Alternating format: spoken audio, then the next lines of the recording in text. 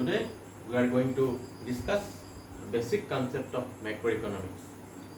স্বাগতম ছাত্ৰ ছাত্ৰীসকল আমি আজি আলোচনা কৰিম সমষ্টিবাদী অৰ্থনীতিৰ কিছুমান প্ৰাথমিক ধাৰণা প্ৰথমতে আমি আলোচনা কৰিম ফাইনেল গুডছ বা চূড়ান্ত দ্ৰব্যৰ বিষয়ে What is final goods? First we discuss the final goods. What is final goods? Final goods is those goods which are used for final consumption or for investment. Okay? চূড়ান্ত দ্ৰব্যবিলাক হৈছে সেইবিলাক দ্ৰব্য যিবিলাক দ্ৰব্যক উপভোক্তাই চূড়ান্ত ভোগৰ বাবে বা উৎপাদকে বিনিয়োগ কাৰ্যৰ বাবে ব্যৱহাৰ কৰে সেই দ্ৰব্যবিলাককে কি বুলি কোৱা হয় চূড়ান্ত দ্ৰব্য বুলি কোৱা হয় এতিয়া এই দ্ৰব্যবিলাকৰ চূড়ান্ত দ্ৰব্যবিলাকৰ কিছুমান কি থাকে বৈশিষ্ট্য থাকে There are some features of final goods. Number 1, the value of final goods included in the calculation of national income. Number 2, is consumed by final goods are consumed by consumer or invest by producer. Number 3, they remain outside the production process. Okay. They remain outside the production process. These are the three basic characteristics of or features of final goods.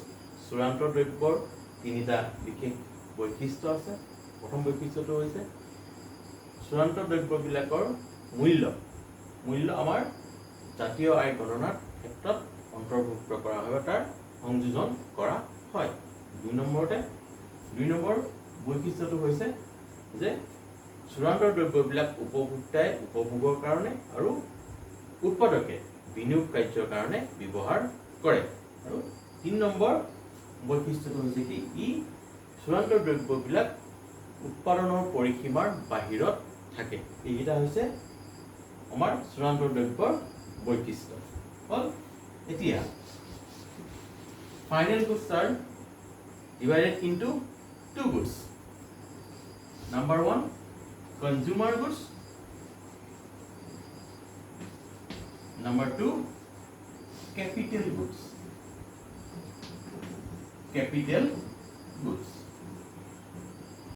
চূড়ান্ত দ্ৰব্যবিলাকক দুটা দ্ৰব্যত বিভক্ত কৰা হৈছে প্ৰথমতে হৈছে এটা উপভোগ্য দ্ৰব্য আৰু আনটো হৈছে মূলধনী দ্ৰব্য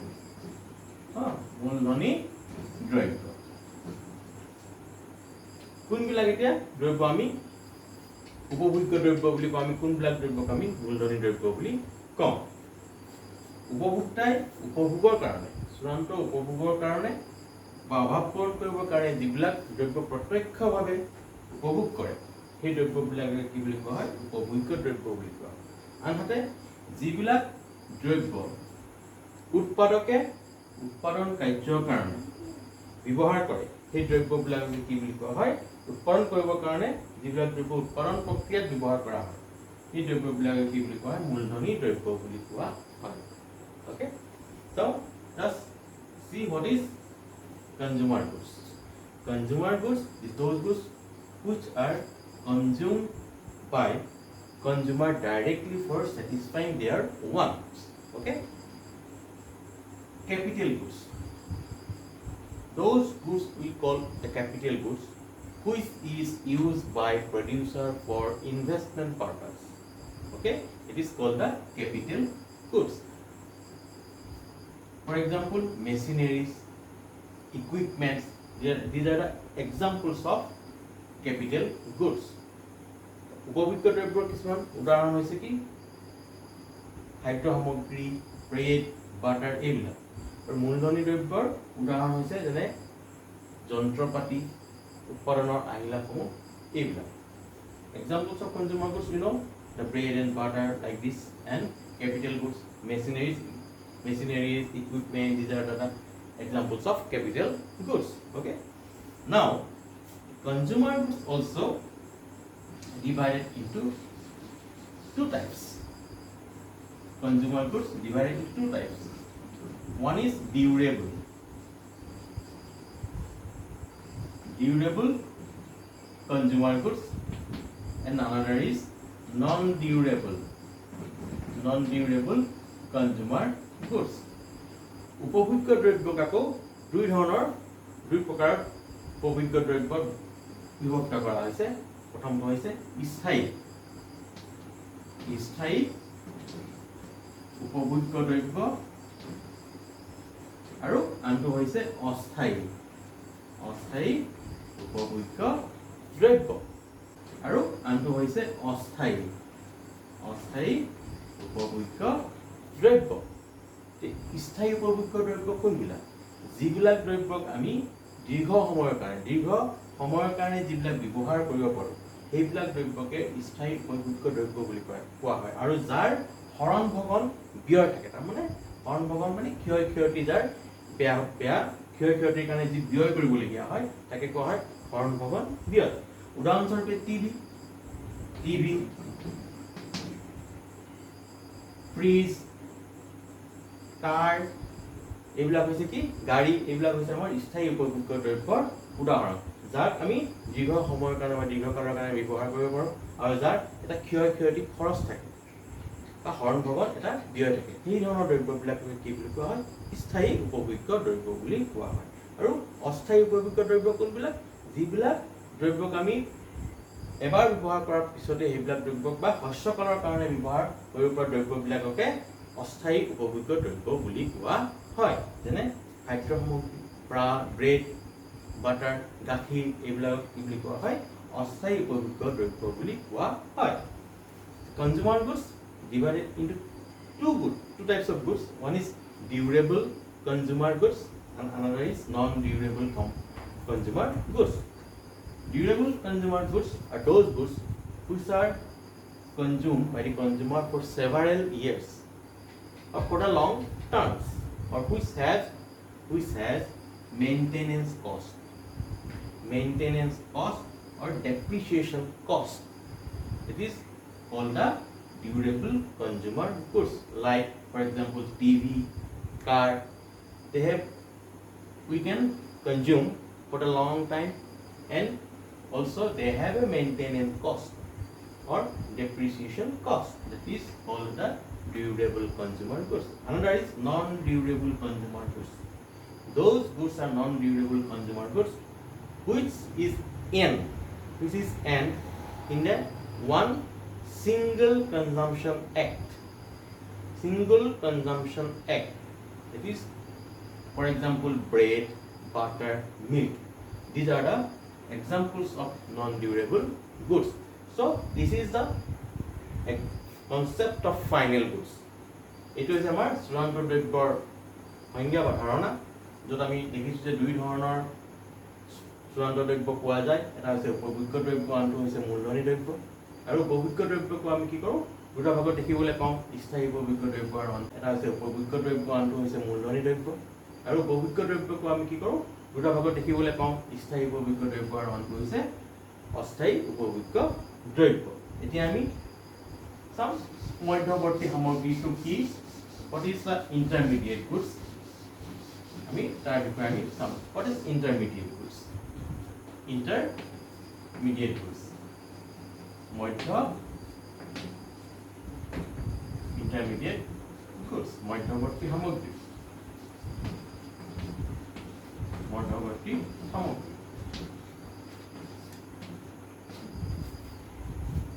Intermediate goods are those goods which are used for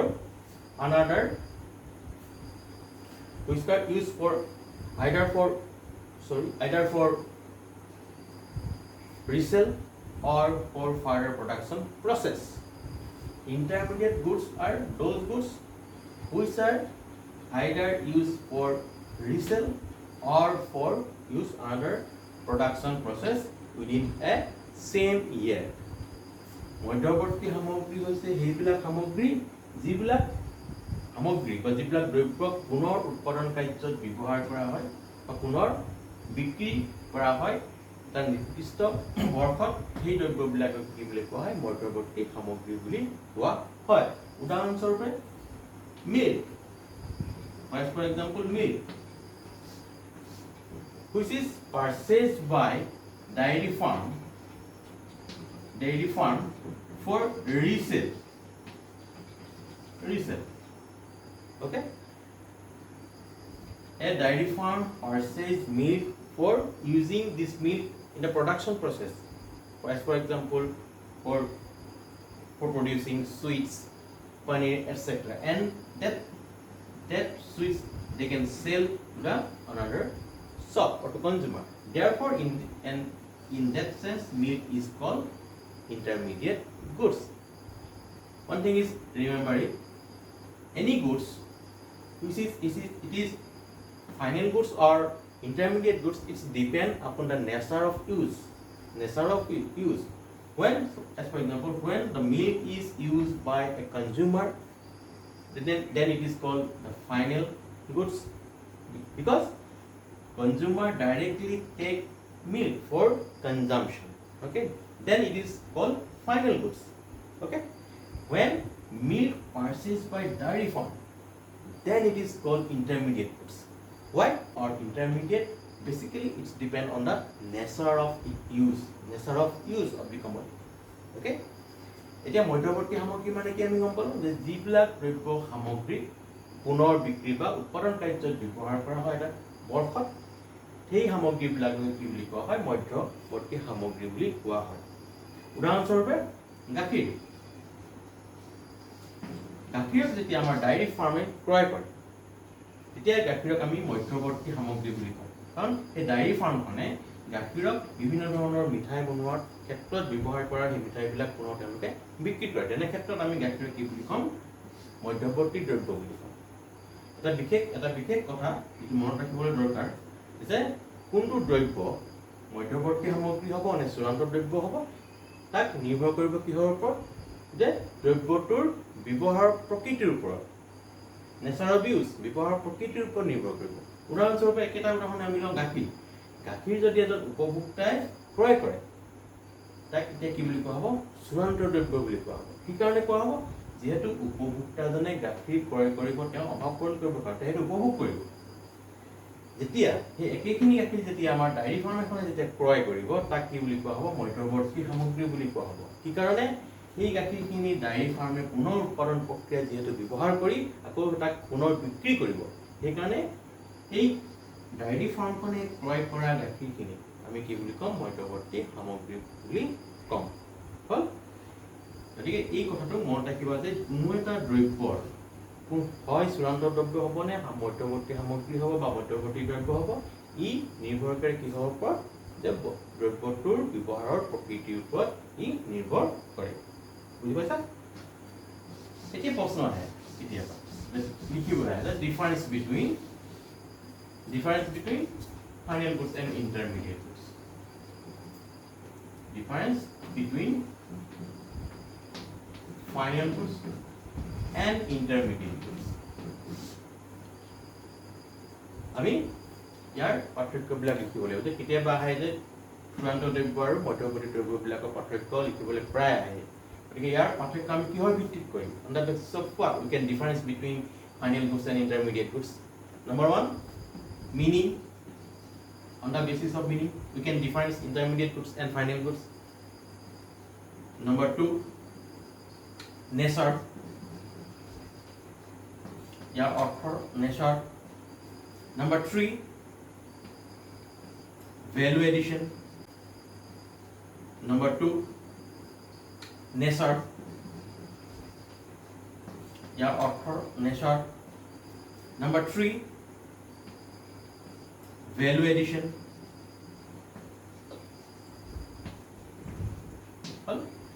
কেতিয়াবা পাৰ্থক্য লিখিবলৈ চূড়ান্ত দ্ৰব্য আৰু মধ্যৱৰ্তী দ্ৰব্যৰ মাজত পাৰ্থক্য লিখা, আমি তেতিয়া এই দ্ৰব্য দুটাৰ মাজত কিহৰ ভিত্তিত পাৰ্থক্য নিৰ্ণয় কৰিম? প্ৰথম এক নম্বৰ পইণ্টটো অৰ্থ, মিনিং। আমি দুইটাৰ দ্ৰব্যৰ অৰ্থৰ যোগেদি অৰ্থৰ ভিত্তিত, তাৰ সংজ্ঞাৰ ভিত্তিত আমি তাৰ পাৰ্থক্য নিৰ্ণয় কৰিব পাৰিম। দুই নম্বৰ প্ৰকৃতি, দ্ৰব্যটোৰ প্ৰকৃতি কেনেকুৱা, তাক আমি কেনেকৈ ব্যৱহাৰ কৰিছোঁ, প্ৰকৃতিৰ ওপৰত নিৰ্ভৰ কৰিব। আৰু দুই নম্বৰটো হৈছে তাৰ মূল্য সংযোজন।